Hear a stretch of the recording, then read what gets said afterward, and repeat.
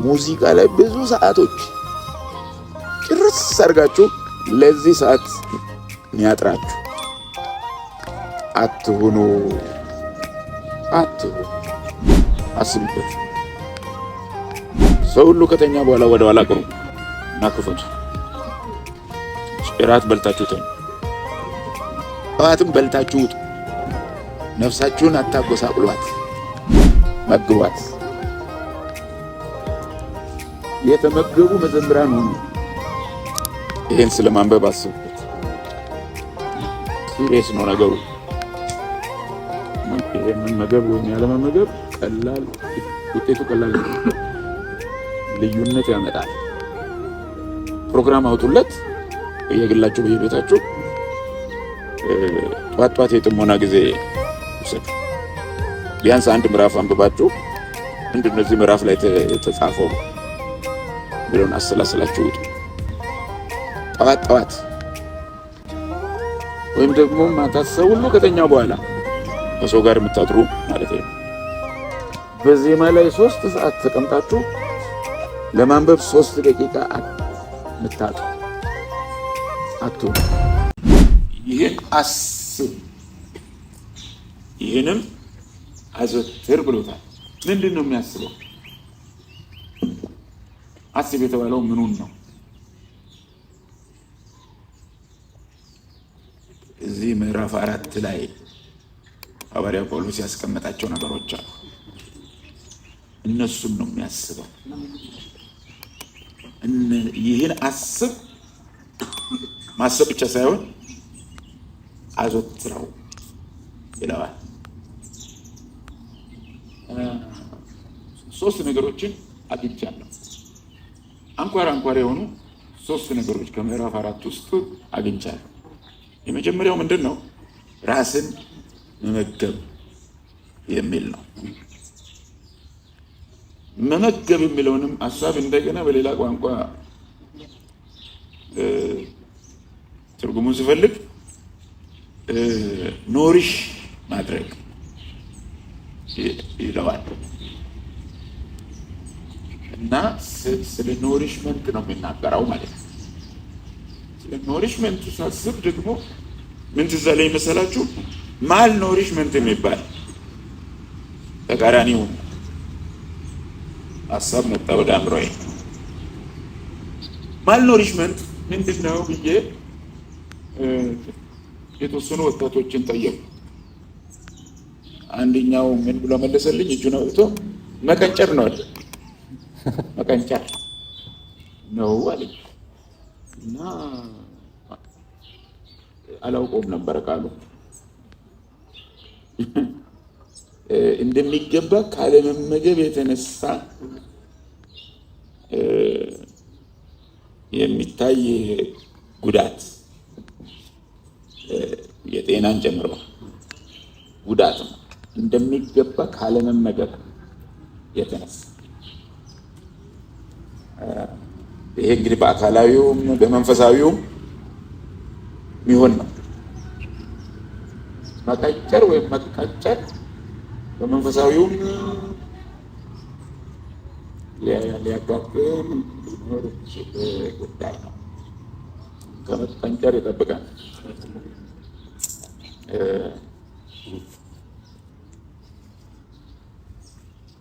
ከምንድን ነው እሱ የሚመጣው? ካለመመገብ ነው።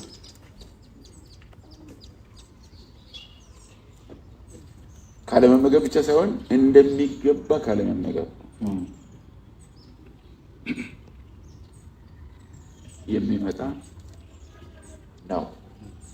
ሐዋርያው ጳውሎስ ምን አለው ጢሞቴዎስን? በዚህ በምዕራፍ 4 ቁጥር 6 ላይ ስለዚህ ወንድሞችን ብታሳስብ በእምነትና በተከተልከው በመልካም ትምህርት ቃል የምትመገብ ይላል። በመልካም ትምህርት ቃል የምትመገብ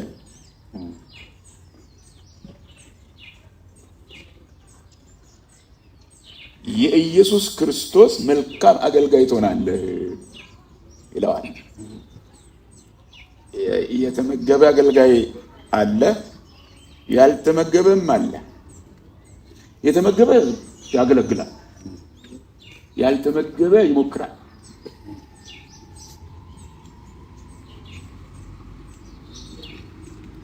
ከሞካሪነት ያሳልፋል። ከተመገባችሁ ታገለግላላችሁ። ምንድን ነው የምትመገቡት? የተገኘ ነገር ሁሉ ሳይሆን ነፍሳችሁን የምትመግቡት እዚህ ውስጥ ያለው የጌታን ቃል የምትመግቧት። ድሮ ልጅ እያለሁ በአንድ መኪና ላይ የተጻፈ አባባል አይቻለሁ። የኢትዮጵያ የመጽሐፍ ቅዱስ ማህበር የሚባል ነበር እና ሰዎች መጽሐፍ ቅዱስን እየገዙ የራሳቸው እንዲያረጉ ጥረት ያደርግ ነበር እና ያስተዋወቀ ሲዞር የሚጠቀምበት አንድ አባባል አላቸው። ቅዱሳን መጽሐፍትን በማንበብ ነፍስዎን እና አእምሮውን ይመግቡ የሚል ነው። ነፍስዎን እና አእምሮውን ይመግቡ። ምን በማንበብ? ቅዱሳን መጽሐፍትን በማንበብ ነው። ማንበብ መመገብ ነው።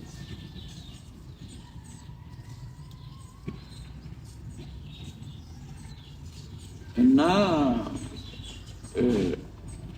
በተለይ ቅዱሳን መጽሐፍት በተለይ እዚህ ውስጥ ያሉትን መጽሐፍት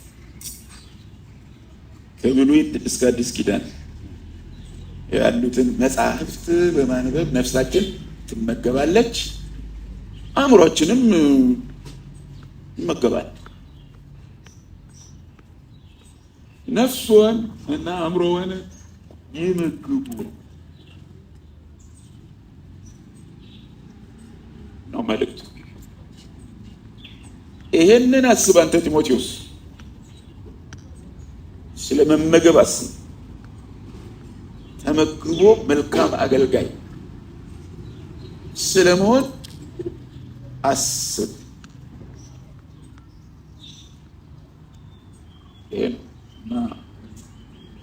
እኔም በዚህ ጠዋት ማካፍላቸው ይህንን ነው። ተመገቡ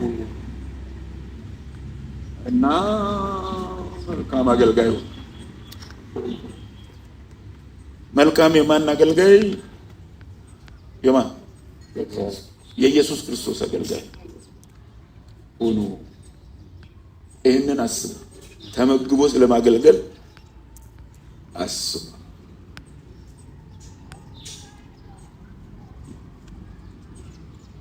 አለመመገብ ችግር አለው። ቀላል ያልሆነ ችግር፣ ቀላል ያልሆነ ያው ቅድም ለምሳሌ ተጠቅሶ ሰምታችኋል። በአጥጋቢ ሁኔታ መመገብ በመንፈሳዊ መቀንጨር ወይም መቀንጨር ይጠብቃል። አስቡበት። ይሄን ስለማንበብ አስቡበት። ሲሪየስ ነው ነገሩ። ይሄን መመገብ ወይም ያለመመገብ ቀላል ውጤቱ ቀላል ነው። ልዩነት ያመጣል። ፕሮግራም አውጡለት በየግላችሁ በየቤታችሁ። ጧት ጧት የጥሞና ጊዜ ውሰዱ። ቢያንስ አንድ ምዕራፍ አንብባችሁ ምንድን ነው እዚህ ምዕራፍ ላይ የተጻፈው ብለውን አሰላስላችሁ ውጡ። ጠዋት ጠዋት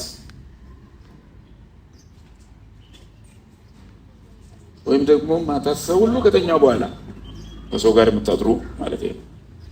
ሰው ሁሉ ከተኛ በኋላ ወደ ኋላ ቅሩ እና ክፈቱ። እራት በልታችሁ ተኙ። ጠዋትም በልታችሁ ውጡ። ነፍሳችሁን አታጎሳቁሏት፣ መግቧት። የተመገቡ መዘምራን ሁኑ።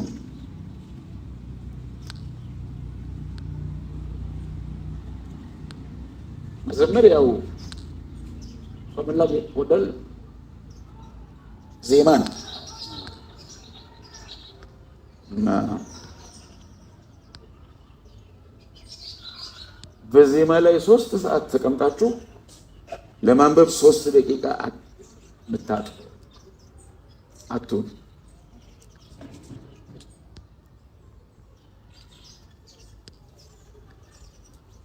ሙዚቃ ላይ ብዙ ሰዓቶች ጭርስ አድርጋችሁ ለዚህ ሰዓት የሚያጥራችሁ አትሁኑ። የሚቀድመውን አስቀድሙ። ሰፊ ስፍራ መያዝ የሚገባው እንዲያውም መመገብ ነው። አቅም ይኖራችኋል። ከዛ በኋላ መንፈሳዊ አቅም የማይኖራችሁ ከሆነ ድምፅ ብቻ ነው የሚኖራችሁ። ድምፅ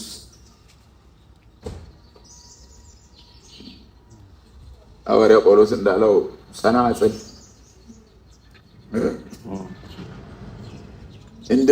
እንደሚጮህ ናስ እንደምታውቁት ህይወት የለውም፣ ድምፅ ግን አለው አይደለም? ድምፅ ይሰጣል፣ ግን ህይወት ስላለው አይደለም፣ ስለተጋጨ ነው።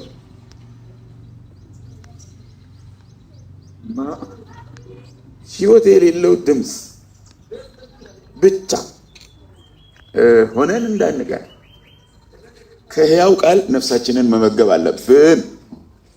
it's a must። እንደ ናስ ብቻ ጮሆ ከመቅረት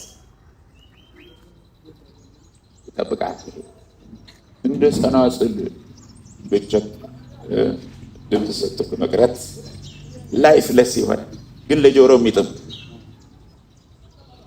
ሆኖ እንዳይቀር ከፈለጋችሁ ከመገቡ የሰው ልጅ ሆይ የምሰጥህን ብላ ካለ በኋላ ምን አለ? ይሄን መጽሐፍ ብላ ነው የተባለው። እስኪ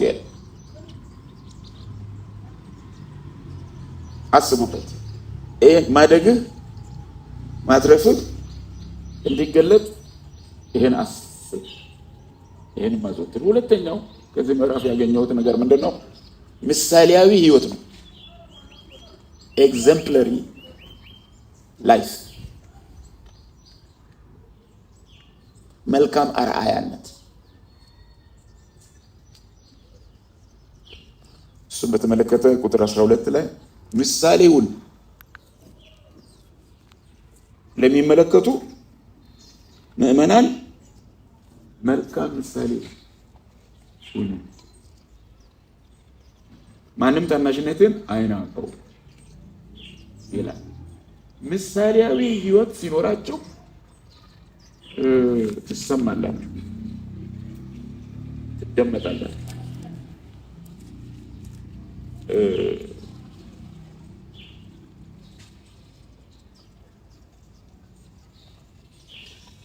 ምሳሌ የሚሆነው ጢሞቴዎስ በምንድን ነው? በእምነት ነው።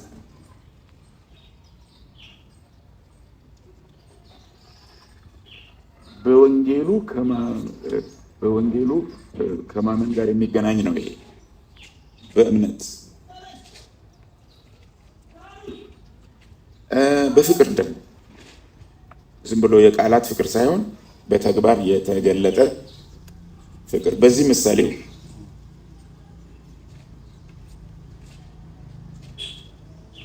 በዚህ ብቻ አይደለም፣ በንጽህና ምሳሌው ይለዋል። ከተለያየ አንጻር ንጽህናን ማሰብ ይቻላል። ሞራላዊ ንጽህና ዋናው ወደ ብዙ ዝርዝር ውስጥ አልገባም። ንጽህናው በጣም ወሳኝ ነው። ንጽህና በሌለበት መልካም አርአያነት የለም። የሀሳብ ንጽህና፣ የንግግር ንጽህና፣ የእጅ ንጽህናም ይኖራል አንዳንዴ።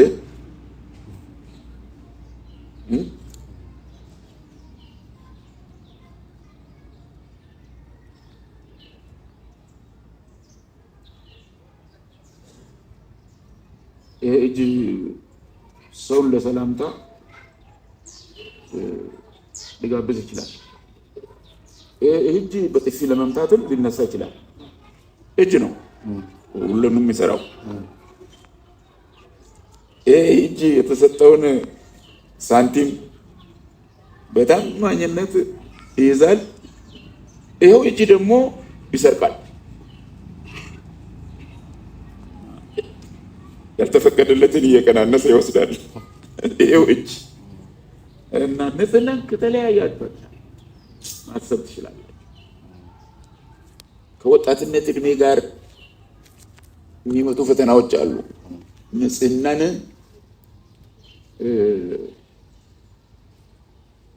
ክፉኛ የሚፈታተኑ ማለት ነው ነገሮች አሉ። አንተ ወጣቱ ጢሞቴዎስ በንጽህና ምሳሌ ሁን። በተለይ ከተቃራኒ ጾታዎች ጋር አሁን እንኳን ተመሳሳይ ጾታ የሚልም እየመጣ ነው።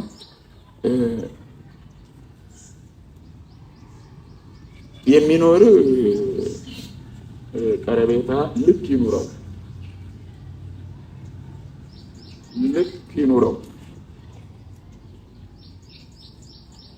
እንደማለትም ነው። በዚህ አቅጣጫ ተጠንቀቀህ ማትኖር ከሆነ ወንጌሉ ምስክርነቱ ይበላሻል። ልክ ይኑረው። ምሳሌነት ብዙ ነገሮች ያጠቃልላል።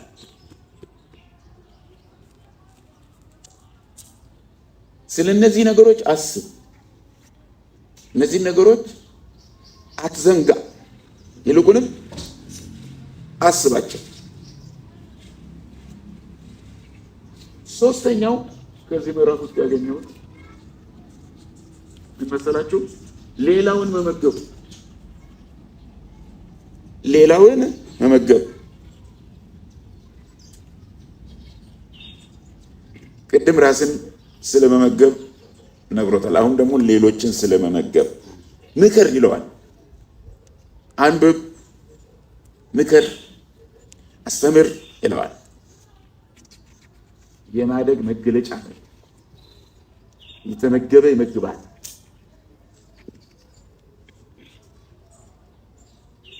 ያደገ ያገለግላል። የበረታ ሌሎችን ያበረታል። የማደግ መገለጫ ይሄ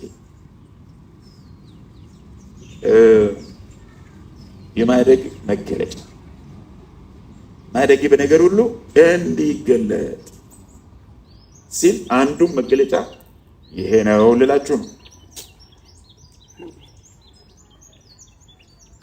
መካሪ መሆን አለባችሁ። ከኋላችሁ እየመጡ ያሉትን እየመከራችሁ መስመር የምታስይዙ ነው ከእናንተ ይጠበቃል።